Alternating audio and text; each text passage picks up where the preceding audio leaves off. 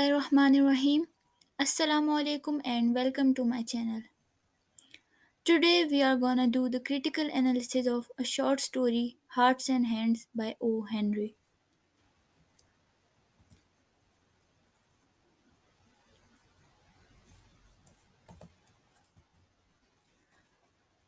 So here is the table of contents. First of all, we are gonna discuss the author's biography and writing style as it is very important to know about the author. Then the point of view of the story, the characters, setting, summary and the critical analysis. So let's move forward. First of all, about the author. His real name was William Sidney Porter and he was an American writer. Some of his famous works are The Gift of Maggie, The Last Leaf, After 20 Years.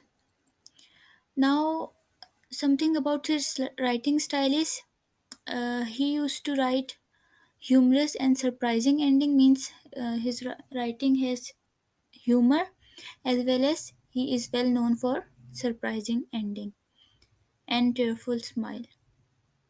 His stories are known for wit, irony, clever characters, and clever twist ending. These are some of the characteristics of his writing. Now here comes about the title, like why is this story named Hearts and Hands? What we can get from the title.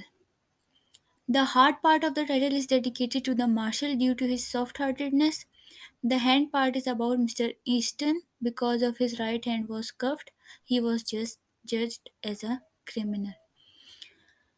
Now they are saying that how they are connecting the name with the title with the story. So they are saying that the hard part is of the marshal, who is the real marshal, and who for some time he acted like he is the criminal. And on the other hand, the hand part is about the Mr. Easton, who was a criminal actually, but for some time he pretended to be the marshal. Then the point of view. Point of view means from which perspective the story is being narrated. So that was third person limited, as no stream of consciousness is used in the story. Stream of consciousness is what we say the thoughts which are going on in the mind of the narrator or the characters. So if the thoughts of the character is also revealed in the story, then we can say that the point of view is omniscient. But here in the story, no stream of consciousness is used and the narrator was third person. So that is why we can say that the point of view of the story was third person limited. Then here comes the characters of the story. First of all, Miss Fairchild. She was the main character and she was an attractive young woman. Then Mr. Easton, who was well-dressed man with handcuffs, and he was the criminal, but he seemed to be Mr. Marshall or the Marshal. Then the third character is Mr. Marshall, who in reality was the Marshal, but in the story he pretended or acted like he was the criminal. Then there were two minor characters. They were the two passengers who were listening to the conversation and who revealed the reality at the end. Then the setting of the story, that where did the story take place? So the story took place in a train named B&M Express standing on Denver railway station, and it was summer and the young lady is already in the train, that Miss Fairchild. Two other men are coming together with handcuffs in their hands and they are talking about Mr. Easton and Mr. Marshall. Now let's see the summary. So the story shows the kindness and soft-heartedness of the marshal towards a culprit, means Mr. Easton. It describes the misleading quality of appearance. Mr. Easton is the convict in the story. His marshal saves him from embarrassment in front of his old acquaintance, Miss Fairchild. Now, what happened in the story was Miss Fairchild was already sitting in the train, and these two guys, Mr. Marshall and Mr. Easton, came also. So Miss Fairchild and Mr. Easton knew each other. So because she knew Mr. Easton, and he didn't want to be feel embarrassed or to get revealed that he is the real culprit. So in this regard, Mr. Marshall pretended that he is the criminal, and Mr. Easton is the marshal, and he is he making the Mr. Marshall handcuff. But at the end, that two passengers revealed that it is not possible, means it is not common that a marshal, handcuff the prisoner with his with his right hand.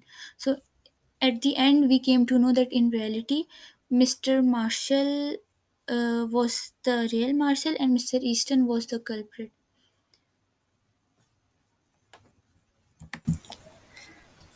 Now let's see the critical analysis of hearts and hands. Now, first of all, we are gonna discuss the literary devices which are used in the story. The first one is irony. Irony, as you know, that irony is what we say, the use of words or sentences or phrases which are in contrast to the real meaning. Means we are seeing something else and our meaning is totally opposite to what we are seeing. And here it is the verbal irony, which is exactly the same which I said.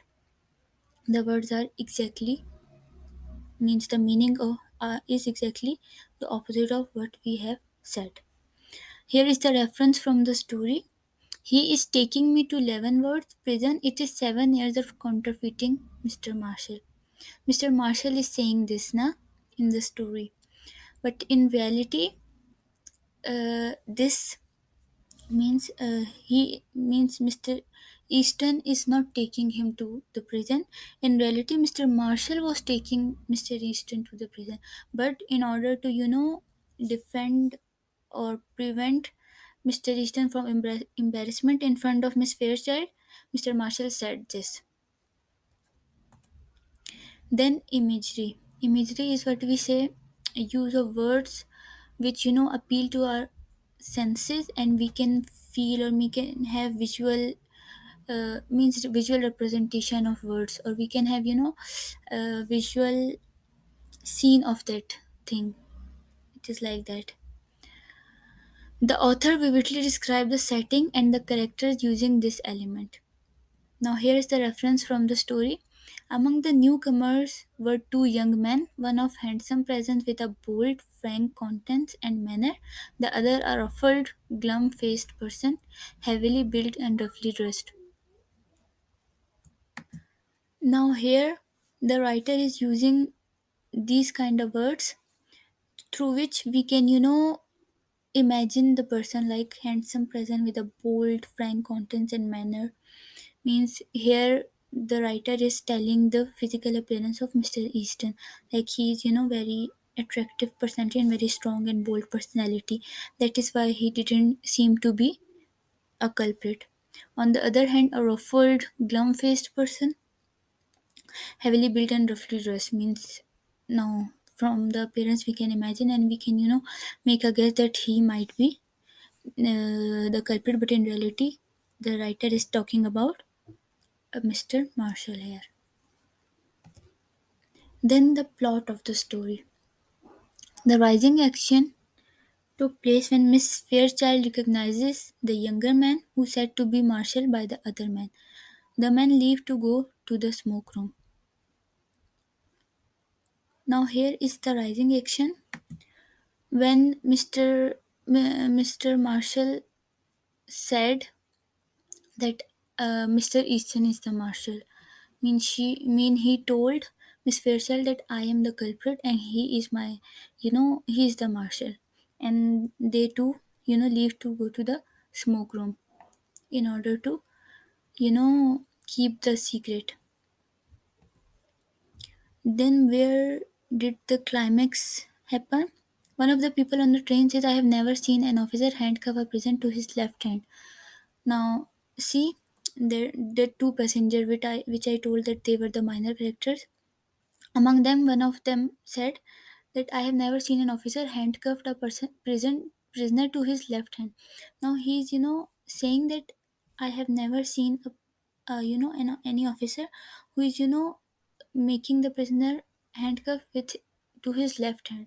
Means in reality, the prisoner are handcuffed in the right hand na, of the officer. But here the scene was totally opposite. So here is the climax. Means there were some kind of conflict. Then types of characters. Now we already know that there were almost 4 to 5 characters. Among them, three were the major and two the passengers were minor. Now apart from there are also types of characters.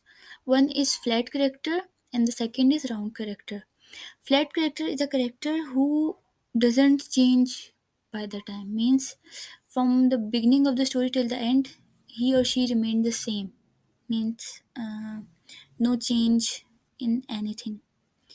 And on the contrary, round character is the character who got changed by the time in the story. Means in the beginning, he or she might be good, at the end he might be bad, or the perception or the physical or you know spiritual or mental condition got changed. So they are minor character, they are round characters. So in the story, all the three were basically the flat characters, as we cannot see any kind of change in them. Like in stories or in movies, we can see like a person who is an antagonist or a villain in a story. At the end he become he got changed and he become a good person. So we can give the example of round character in that case. But in here, all the three are the flat character, as they didn't change. Means Miss Fairchild remained the same, Mr. Easton remained the same, Mr. Marshall remained the same. Then the themes of the story, that what were the themes of the story, what were the moral or lessons of the story, what we can get from the story. The main theme is what we can say, the soft heartedness or the kindness. As we can say that the glum faced man, like Mr. Marshall, had been watching the girl's countenance with veiled glances from his keen shrewd eyes. You excuse me for speaking, miss, but I see you are acquainted with the Marshall here. You know, Mr. The Mr. Marshall was watching the girl, and her eyes were totally on Mr. Easton, and he was she was a kind of suspicious, and she was curious to know that who is really the culprit and who is the Marshall. So the reference from the story, there is a line from the story quoted. You'll excuse me for speaking, miss, but I see you are acquainted with the Marshall here. Mr. Marshall is saying this to Miss Fairchild, that he is saying that you might be, misunderstood by who is really the Marshall here. Means he's kind of, saving Mr. Easton from embarrassment or from being, unveiled. Then self-respect. All marshals handcuff themselves to their prisoners to keep them from getting away. Mr. Easton knows his business. Now, this is also the line from the story, and these were the dialogues of Mr. Marshall.